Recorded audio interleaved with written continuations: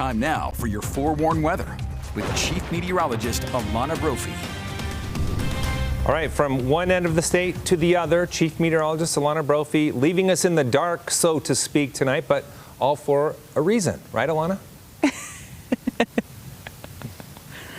Yes, I hope you can see it, Glenn. I know it's kind of tough maybe on the camera, but we're watching a very small little group of fireflies here in Nibley. Dark sky ordinance in effect, which is why you're seeing that dark box, but it's absolutely incredible. They're peaking this week. Very hard to find fireflies on this side of the Mississippi. Our very own Kay Gardner did a story earlier this week, so we wanted to come up here. We know not everyone can make it to Nibley, but we wanted to show you what we see, and hopefully you're seeing these flashes. We've got lightning in the sky and fireflies on the ground. It is an absolute beautiful evening up here in Cache Valley. This is how the day started. You're taking a look from Harriman. Gorgeous shot there from Harriman of the sunrise this morning.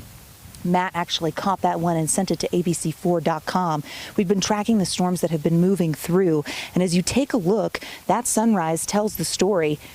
Mark Hunter catching that, as I mentioned, in Harriman, and it started off with pretty quiet conditions. Some showers were out there this morning. They were spotty, but then they started to pick up. A stalled cold front in the south central portion of the state draped itself across Utah, and it delivered some storms, and we saw really a lot of that convection happening where that front was. This is what it looked like in Uinta. This was before noon. That rain coming down, some hail there. Greg Johnson catching that. Well, a couple of these storms really mean business. We have an abundance of moisture in the atmosphere right now. Oh, I hope you're looking at those fireflies. AJ, are you seeing them? Because they are just awesome.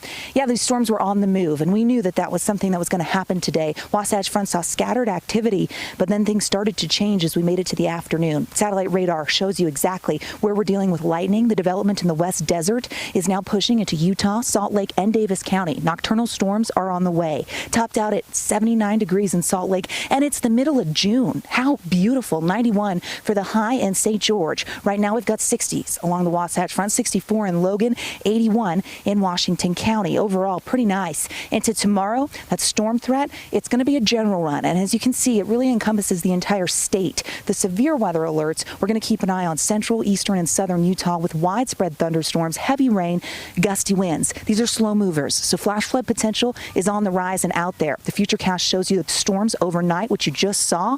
From midnight to 5 a.m., Salt Lake and Davis County will be active. And then as we make it into the afternoon, that threat really focuses on eastern Utah and the central portion of the state. Temperatures into tonight dropping into the 50s and 60s. Overnight lows hitting 63 in St. George, 59 in Moab.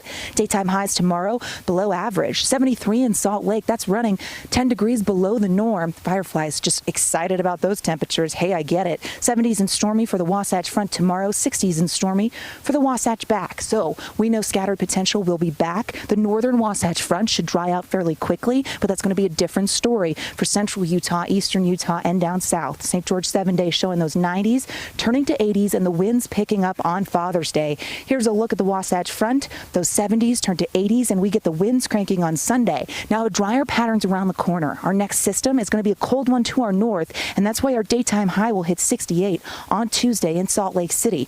We will eventually start the warming trend after that, but the scattered activity will take a bit of a break here as a ridge of high pressure sets up late Friday and into Saturday for the Wasatch Front. We are live in Nibley, and I hope that you can see the fireflies. They're low to the ground. They're lightning bugs, which is why I came up here, because guess what? Lightning's my jam. We also have those thunderstorms on the way up here that we saw. They still have cloud-to-cloud lightning in Cache Valley and Weber County. Gorgeous sunset coming from Clinton tonight.